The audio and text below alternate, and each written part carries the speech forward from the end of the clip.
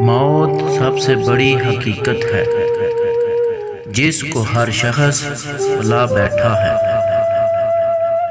اور زندگی سب سے بڑا دھوکہ ہے جس کے پیچھے ہر شخص بھاگ رہا ہے۔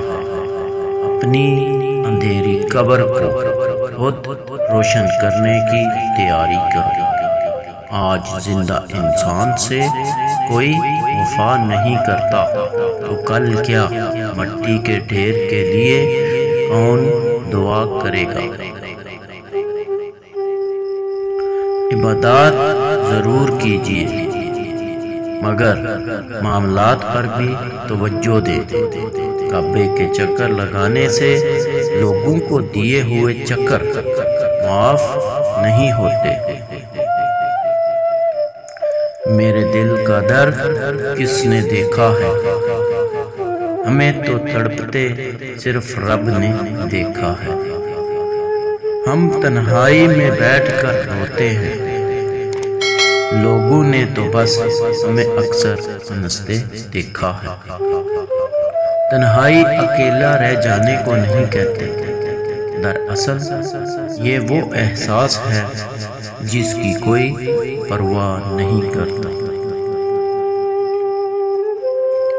دکھ ختم نہیں ہوتے لیکن انسان ان کو سہتا سہتا تھک جاتا ہے، چپ ہو جاتا ہے۔ اتنا چپ کہ بعض لوگ مردہ سمجھ کر ٹھوکر لگائے ہوئے گزر جاتے ہیں۔ سچ بولنا اور سننا دونوں ہی بڑے مشکل کام ہیں، لیکن سچ بولنے سے دل کو جو سکون ملتا ہے وہ سکون کوئی اور چیز نہیں دے سکتی۔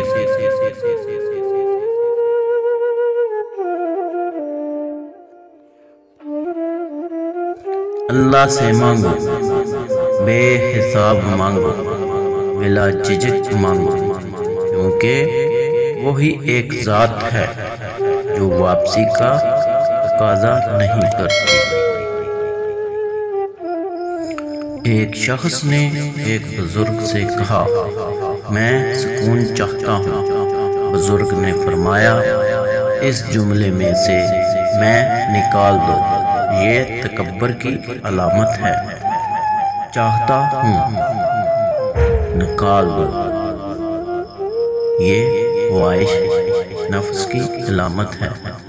آپ کے پاس صرف سکون ہی رہ جائے گا۔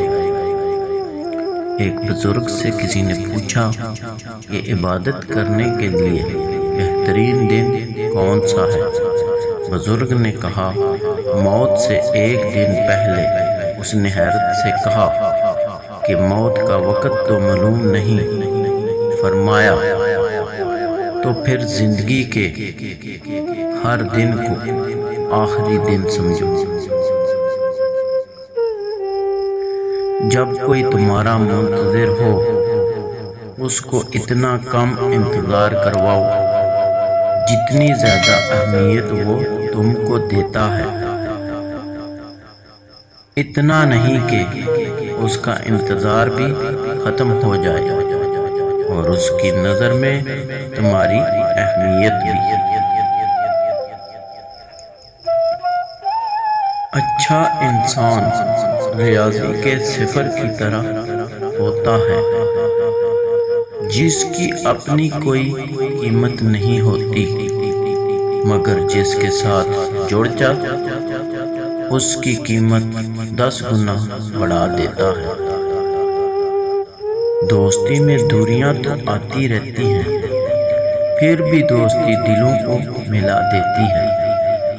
وہ دوستی ہی کیا جو ناراض نہ ہو، اور اچھی دوستی دوستوں کو منا لیتی ہے۔ گزری ہوئی زندگی کو یاد نہ کر، تقدیر میں جو نہیں لکھا اس کی فریاد نہ کر۔ جو ہوگا وہ ہو کر ہی رہے گا، تو کل کی فکر میں اپنا آج برباد نہ کر۔ وقت اور سمجھ ایک ساتھ خوش قسمت لوگوں کو ملتے ہیں، وقت پر اکثر سمجھ نہیں ہوتی اور سمجھ آنے تک وقت نہیں ملتا۔